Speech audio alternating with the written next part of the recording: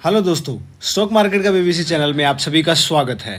दोस्तों ये चीज़ तो आप सभी को पता होगी कि कोई भी बड़ा आदमी बिना नॉलेज के नहीं बन सकता है। यही बात राकेश झुनझुनवाला जी ने भी एक बार बोली थी कि अगर सिर्फ राकेश झुनझुनवाला को ही फॉलो करने से सब कुछ हो जाता तो आज बहुत सारे और लोग अमीर होते। लेकिन आपको पेशेंस चाहिए होती है, अपनी गलतियों से सीखना, उसके बाद ही आप कुछ कर पाते हैं। और एक सबसे बड़ी बात उन्होंने सबसे पहले बोली थी, you can not make money on the borrowed knowledge.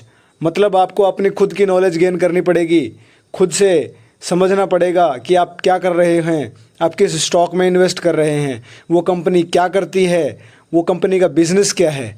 ये सब किसी और की नॉलेज से ना लेके, जबकि आपको अपना खुद का एक बेस बनाना चाहिए नॉलेज का, तभी जाके आप कोई बड़ा इन्वेस्टमेंट में रिटर्न्स ढूंढ सकते हैं। दोस्तों आज की वीडियो में हम एक ऐसे स्टॉक के बारे में बात करेंगे जो अपने सेक्टर का लीडर है और अभी काफ़ी कम वैल्यूएशंस पे आपको मिल रहा है।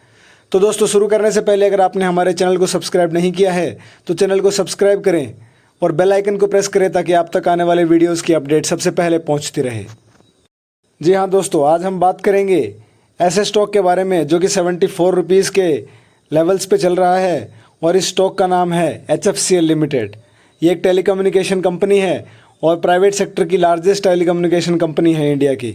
इस स्टॉक ने पिछले 6 महीने में अपने इन्वेस्टर्स को 18% के रिटर्न दिए हैं। ईयर टिल डेट में कोई रिटर्न डिलीवर नहीं किया है, वहीं पिछले 1 साल में भी कोई रिटर्न डिलीवर नहीं किया है। पिछले 5 साल में 256% के रिटर्न डिलीवर किए हैं। तो दोस्तों किसी भी कंपनी में इन्वेस्ट करने से पहले एक इन्वेस्टर के दिमाग में यही सवाल आता है कि मैं इसी कंपनी में क्यों इन्वेस्ट करूं। तो दोस्तों HFCL में इन्वेस्ट करने का सबसे पहला कारण है कि ये कंपनी एक मार्केट लीडर है और ये one of the largest manufacturers है ऑप्टिकल फाइबर केबल का इंडिया में। It is also the largest manufacturer of wifi access points and UBR along with other telecom products in India. दूसरा बड़ा कारण है long term custom relationship. It is a partner with the Reliance Jio in the North India for rolling out a backbone and backhaul of OFC. तीसरा कारण है in house R&D। दो R&D centres हैं, एक बेंगलोर में एक गुरुग्राम में। R&D partnership with the reputed companies और 5G product portfolio developed in house. अभी आने वाले समय का जो दौर है वो 5G का है, तो उसके लिए भी कंपनी अपने R&D में बूस्ट दे रही है and it is going as per the plan. चौथा कारण है इंटीग्रेटेड मैन्युफैक्चरिंग की प्रोडक्ट्स अंडर वन रूफ। मतलब ये एक ही जगह पे मल्टीपल प्रोडक्ट्स को बना सकते हैं, जैसे कि optical fibre cable, optical fibre, FTTH cables and many मोर। एक और कारण है कंपनी की प्रेफरेंस का, वो है बैकवर्ड इंटीग्रेशन। इसका मतलब कि ये रॉ मटेरियल्स जो हैं वो अपने आप ही बनाते हैं और रॉ मटेरियल्स के लिए ये किसी दूसरी कंपनी पे डिपेंडेंट नहीं है, जिससे कि इनको हायर मार्जिन्स बनाने में ज़्यादा दिक्कत नहीं होती है। अगला कारण है it is having healthy financials. इनका जो डेट टू इक्विटी रेशियो है that is 0.25 signifies low credit risk and comfortable capital structure as well. सबसे इम्पोर्टेंट कि कंपनी को ऑर्डर्स मिल रहे हैं कि नहीं मिल रहे हैं, एंड इनकी जो ऑर्डर बुक है that is very strong which has 6,584 crore के डाइवर्सिफाइड ऑर्डर्स जो हैं इनको मिले हुए हैं from telecom sector, defence sector and railways. Last है इनका कि they are having global focus. India में ही कंसंट्रेटेड ना रह के they are exporting their products to the world as well, और उनके रेवेन्यूज़ का 17.71% जो है वो ग्लोबली एक्सपोर्ट से आता है। दोस्तों कंपनी के प्रोडक्ट्स की बात करें तो ये इन्होंने मोटा मोटा 4 तरीके से इन्होंने अपने प्रोडक्ट्स को बांटा है। Telecommunication products, defence electronic products, optical fibre और optical fibre cables and fourth is passive connectivity solutions. दोस्तों प्रोडक्ट ऑफरिंग के साथ में कुछ प्रोडक्ट्स हैं वो अभी अंडर डेवलपमेंट हैं जो इस कंपनी को एक फ्यूचरिस्टिक स्टॉक बनाते हैं, जैसे कि टेलीकम्युनिकेशन में 5G indoor and outdoor FWA CPE, 5G macro radio unit products, 5G indoor and outdoor small cell site router and centralised unit aggregation router. Company के रेवेन्यूज़ की बात करें तो जो इनके की सेक्टर्स हैं like telecommunication and cable, defence and railways, तो telecom से एंड केबल से इनको 83% ऑफ रेवेन्यू आया था फाइनेंशियल ईयर 23 में। डिफेंस का 15% रेवेन्यू था एंड रेलवेज का 2% रेवेन्यू था इनकी बैलेंस शीट का। दोस्तों कंपनी के मैन्युफैक्चरिंग फैसिलिटीज़ की बात करें तो इंडिया में इनके 5 ऑपरेशनल मैन्युफैक्चरिंग फैसिलिटीज़ हैं। एक हैदराबाद में, चेन्नई में, हाउसर तमिलनाडु में, वेरना गोवा में।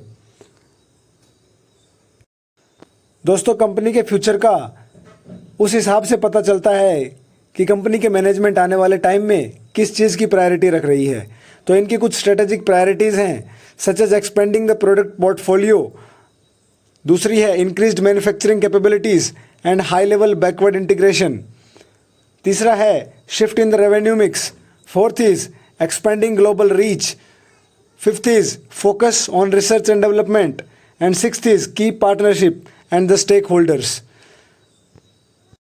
तो दोस्तों कंपनी के की पार्टनर्स हैं विप्रो के साथ इन्होंने पार्टनरशिप किया है फॉर 5G ट्रांसपोर्ट प्रोडक्ट्स, विविडियन, एप्रेकॉम, नेविटी सिस्टम्स, NXP, जियो, BSNL, कैडॉन ग्रुप, साइटा, सीफी एंड मैनी मोर।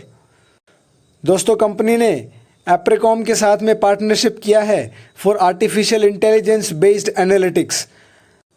दोस्तों कंपनी ने रिसेंटली ही 18 सितंबर को एक ऑर्डर विन किया है फ्रॉम द मध्य प्रदेश जल निगम और इस ऑर्डर की वैल्यू है 1015 करोड़ रुपीस। दोस्तों इस ऑर्डर को पाने के बाद में कंपनी के शेयर्स में काफ़ी उछाल आया है और आने वाले ट्रेडिंग सेशंस में भी एक नई रैली की शुरुआत हो सकती है इस स्टॉक में। दोस्तों कंपनी के फंडामेंटल्स की बात करें तो कंपनी का मार्केट कैप 10,580 करोड़ का है, स्टॉक पी 33.3 का है, इंडस्ट्री पी 22.4 का है, ROC 15.3 एंड ROE 10.2% है, वहीं डेट टू इक्विटी 0.30 है। दोस्तों कंपनी की P&L स्टेटमेंट की बात करें तो कंपनी ने मार्च 2012 से लेकर मार्च 2023 तक कंटिन्यूसली अपनी सेल्स को ग्रो किया है। वहाँ जहाँ पे मार्च 2012 में कंपनी 261 करोड़ रुपीस की सेल्स करती थी, मार्च 2023 में 4,743 करोड़ की सेल्स कर रही है। ऐसा ही कुछ ट्रेंड आपको ऑपरेटिंग प्रॉफिट में देखने को मिलेगा। ऑपरेटिंग प्रॉफिट कंपनी का मार्च 2012 में सिर्फ 6 करोड़ रुपए हुआ करता था, जो कि अभी 619 करोड़ का है। मतलब कंपनी का जो प्रॉफिट है वो सिंगल डिजिट से 3 डिजिट में आ चुका है। दोस्तों कंपनी की बैलेंस शीट की बात करें तो कंपनी के पास काफ़ी हेल्दी रिजर्व्स हैं 2,661 करोड़ के। वहीं कंपनी की बोरोइंग्स रिजर्व्स के मुकाबले बहुत ही कम हैं, दैट इज 783 करोड़ रुपीस। इससे एक चीज़ को बता सकते हैं कि कंपनी के ऊपर डेट बिल्कुल भी नहीं है और यही इसका एक स्ट्रॉन्ग पॉइंट है। दोस्तों कंपनी के शेयर होल्डिंग पैटर्न की बात करें तो अगस्त 2023 में प्रमोटर होल्डिंग 37.84% है, FII होल्डिंग 9.05% है, DII holdings 4.45 and public holdings 48.60% है। दोस्तों इसमें एक आप ट्रेंड देख सकते हैं कि दिसंबर 2022 के बाद में FIIs एंड DIIs कंटिन्यूसली अपनी स्टेक होल्डिंग बढ़ा रहे हैं एंड एक ये अच्छा इंडिकेशन होता है किसी भी स्टॉक के लिए कि अगर उसमें उसके प्रमोटर्स के द्वारा बेचे गए शेयर्स FIIs या DIIs खरीदते हैं, पब्लिक ने अपने होल्डिंग्स को कम किया है और जिन होल्डिंग्स को पब्लिक ने बेचा है उन होल्डिंग्स को FIIs एंड DIIs ने खरीद लिया है। दोस्तों कंपनी का भाव अभी 74 रुपीज़ का है। इसमें कहने में कोई अचरज नहीं होगा कि ये वैल्यूएशंस बहुत कम हैं और आने वाले समय में कंपनी के शेयर की वैल्यू 800 या मोर देन 800 हो सकती है। जब तेजस नेटवर्क जैसे स्टॉक्स 40 रुपये से 850 रुपये के हो सकते हैं, तो HFCL में भी वो कैलिबर है, वो क्वालिटी है। Company continuously good financial results दे रही है और आने वाले समय में भी एक्सपेक्टेड है बिकॉज कंपनी के पास अच्छी खासी स्ट्रॉन्ग ऑर्डर बुक है। दोस्तों इस वीडियो का काम था आप तक क्वालिटेटिव एनालिसिस करके पहुंचाना। बाबूजी पैसा आपका है, डिसीजन भी आपका होगा। दोस्तों, अगर आपका हमारा ये क्वालिटेटिव एनालिसिस अच्छा लगा हो तो वीडियो को लाइक, शेयर एंड सब्सक्राइब जरूर करें और आने वाले वीडियोस के अपडेट के लिए बेल आइकन को जरूर प्रेस करें।